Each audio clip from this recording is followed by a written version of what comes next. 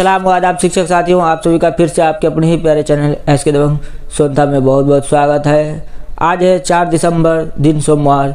तो बिहार शिक्षा विभाग की सभी सबकों को हम लोग जानेंगे। तो सबसे पहले हम लोग हेडलाइंस समाचारों को सुनते हैं।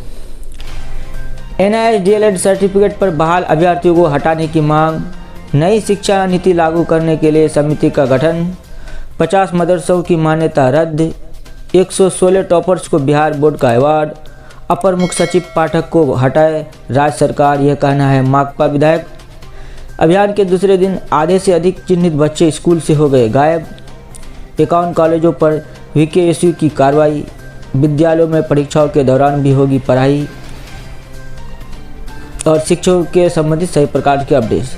तो पूरी खबर हम लोग विस्तार से जानेंगे। उससे पहले अगर हमारे चैनल पर पहली बार विजिट करते हैं, चैनल को सब्सक्राइब नहीं किया तो चैनल को सब्सक्राइब करके बेल आइकन को दबा दें, जिससे आने वाले एजुकेशन संबंधित बिहार शिक्षा विभाग और सक्षमता BPSC सभी प्रकार के नोट्स PDF आप लोगों को मिल जाएंगे। तो चलते हम लोग मोबाइल की स्क्रीन पर और दिखाएंगे आज की टॉप खबरों को। तो पहली खबर है NISDLED सर्टिफिकेट पर बहाल अभ्यर्थी को हटाने की मांग। जी साथियों, शिक्षक भर्ती संघ के पूर्व अध्यक्ष अश्विनी ओझा ने सर्वोच्च न्यायालय के आदेश का हवाला देते हुए सरकार और शिक्षा विभाग के ढुलमुल रवैया पर सवाल किया है। मंगलवार 28 नवंबर 2023 को सर्वोच्च न्यायालय ने एक अहम फैसले में NISDLED सर्टिफिकेट को अवैध ठहराया, जबकि 1 दिसंबर 2023 को BPSC ने भी TRI 2.2 के एडमिट कार्ड जारी करने से पूर्व इस संदर्भ में आदेश जारी किया है, जिस पर B.Ed परिषद हमलावर है। ओझा ने कहा है कि माननीय न्यायालय 1 से 5 में B.Ed कैंडिडेट को बाहर कर दिया, जिसके चलते TRI 0.1 में बेहतर अंक के बाद भी B.Ed अभ्यर्थियों को नियुक्ति से बाहर होना पड़ा। जब NIS से DLED करने वाले अभ्यर्थी का सर्टिफिकेट ही अवैध हो गया है, तो फिर ये विद्यालय में कैसे बने हुए हैं? शिक्षा विभाग ऐसे शिक्षकों को का तत्काल वेतन पर रोक लगाते हुए सभी को सेवा मुक्त करे और छठा चरण में पुनः काउंसलिंग का आयोजन किया जाए, ताकि रेगुलर DLED अभ्यर्थियों को वर्ग 1 से 5 में और B.Ed अभ्यर्थियों को वर्ग 6 से 8 में नियोजन का मौका मिल सके। 1 सप्ताह होने जा रहा है, लेकिन शिक्षा विभाग द्वारा इस पर कोई ठोस निर्णय नहीं लिया जा रहा है, जिससे स्पष्ट हो रहा है कि सरकार आगामी चुनाव को देखते हुए लीलापोती में लगी हुई है। यदि NIS से DLED पर बहाल अभ्यर्थियों को सेवा मुक्त नहीं किया गया तो न्यायाधीश का अवमान होगा, जिसके खिलाफ व्यापक आंदोलन किया जाएगा। विदित हो कि NISDLED और रेगुलर DLED के अभ्यर्थियों ने मिलकर B.Ed अभ्यर्थियों के खिलाफ वर्ग 1 से 5 में B.Ed को बाहर करने के लिए सर्वोच्च न्यायालय में याचिका दायर किया, जिसमें B.Ed अभ्यर्थी की हार हो गई और वर्ग 1 से 5 के शिक्षक बनने से B.Ed अभ्यर्थी वंचित हो गए। एक बार पुनः उसी न्यायालय ने NISDLED को अमान्य करार दिया। मौके पर मौजूद शिक्षक अभ्यर्थी एवं पटना उच्च न्यायालय के अधिवक्ता विमलेश पांडे ने बताया कि BPSC द्वारा शुक्रवार को स्पष्ट कर दिया गया है कि 10 अगस्त 2007 से पूर्व बहाल अपरिचित शिक्षक के लिए 18 माह वाला DLED मान्य है, परंतु उसके बाद बहाल लोगों का सर्टिफिकेट अवैध है। तो फिर इन्हें टर्मिनेट करने में विलंब क्यों हो रहा है? श्री पांडे ने कहा कि जब B.Ed बाहर हो सकता है, 6 साल नौकरी के बाद गेस्ट टीचर वो बाहर किया जा सकता है, तो जिनका सर्टिफिकेट ही अवैध है वो सिस्टम में कैसे बने रह सकते हैं? सरकार कोर्ट के फैसले का सम्मान करते हुए सभी को बाहर करे और उन सीटों पर पुनः काउंसलिंग आयोजित किया जाए। वही अगली खबर है, नई शिक्षा नीति लागू करने के लिए समिति का गठन। उच्चतर शिक्षा परिषद ने 11 सदस्यों की कमेटी बनाई, सहमति के लिए शिक्षा विभाग को प्रस्ताव भेजा। नई शिक्षा नीति को लागू करने को लेकर बिहार उच्चतर मंत्री परिषद के 11 सदस्यीय कमेटी का गठन किया गया है, जिस पर सहमति के लिए शिक्षा विभाग को प्रस्ताव भेजा गया। सहमति में बिहार हेल्थ यूनिवर्सिटी, तिलक मांझी भागलपुर, नालंदा खुला विश्वविद्यालय, आर्यभट्ट ज्ञान विश्वविद्यालय, बिहार टेक्नोलॉजी यूनिवर्सिटी के कुलपति, पाटलिपुत्र विश्वविद्यालय के प्रति कुलपति, उच्च शिक्षा निदेशक, अवकाश प्राप्त प्राचार्य प्रोफेसर बब्बन सिंह, बिहार उच्च शिक्षा परिषद के प्रामसी राजेश सिंह, उप सचिव डॉक्टर अर्चना और समन्वयक के रूप में डॉक्टर NK अग्रवाल शामिल किए गए। विभाग की मंजूरी के बाद समिति काम करना प्रारंभ करेगी और नई शिक्षा को लागू करने के लिए सरकार को आवश्यक सुझाव। 50 मदरसों की मान्यता रद्द, उच्च स्तरीय कमेटी ने की पर स्वीकृति रद्द करने की अनुशंसा। राज्य के 50 मदरसों की पढ़ स्वीकृति रद्द होगी। शिक्षा विभाग के विशेष सचिव की अध्यक्षता वाली उच्च स्तरीय कमेटी ने पढ़ स्वीकृति रद्द करने की सिफारिश की है। पटना उच्च न्यायालय ने 2460 पढ़ स्वीकृत मदरसों की जांच का आदेश दिया। पटना उच्च न्यायालय के आदेश के अनुपालन में संबंधित मदरसे की जांच के लिए राज्य सरकार हर जिले में वरीय उप समाहर्ता की अध्यक्षता में जांच कमेटी गठित की गई है।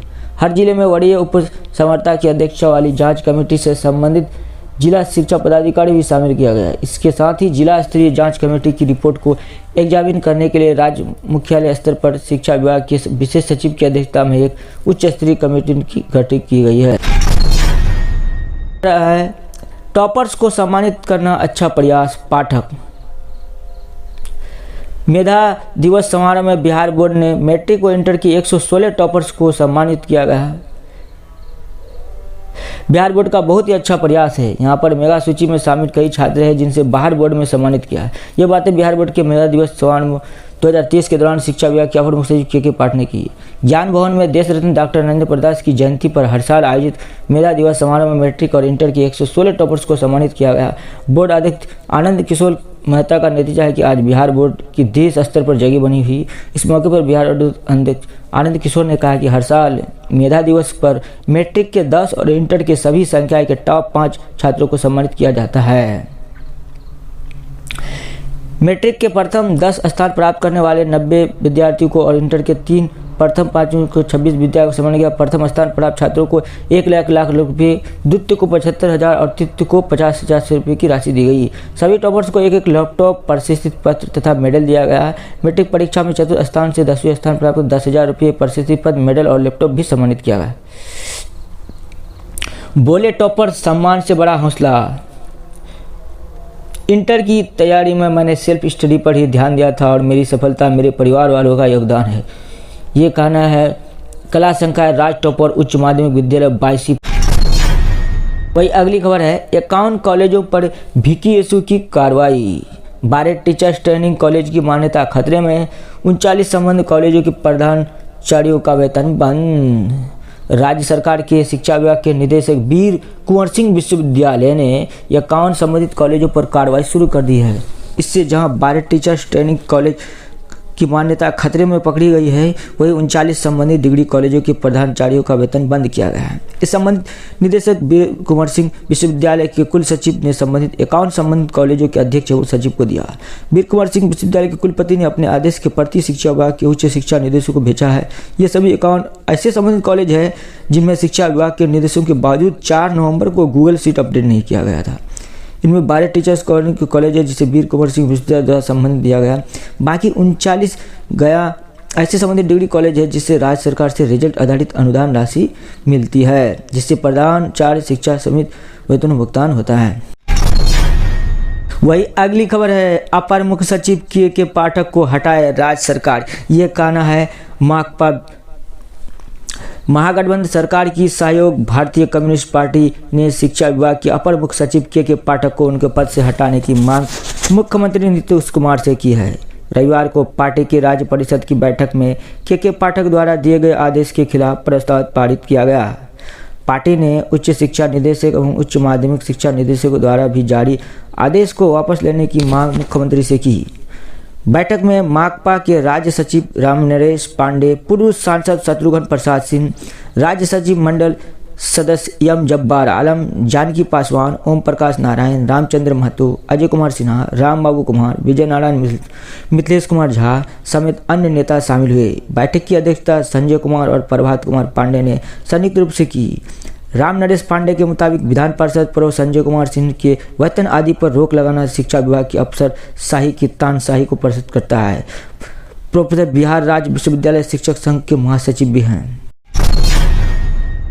वही अगली खबर है विद्यालय में परीक्षाओं के दौरान भी होगी पढ़ाई और परीक्षा का स्वरूप बदल जाएगा। नए सत्र से 81,223 विश्वविद्यालय में परीक्षा कैलेंडर होगा लागू। हर माह के अंत में मासिक परीक्षा होगी अनिवार्य। शनिवार को विद्यालय में होगा साप्ताहिक टेस्ट।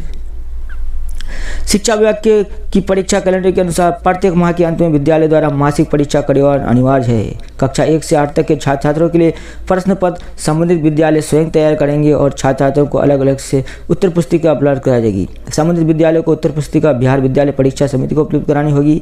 मासिक परीक्षा का उत्तर पुस्तिका का मूल्यांकन 3 कार्य दिवस में उत्तर पुस्तिका के साथ संबंधित विद्यार्थी को दी जाएगी।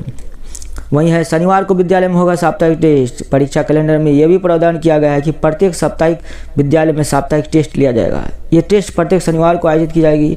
शनिवार को अवकाश होने की स्थिति में ये टेस्ट परीक्षा में सोमवार को होगी।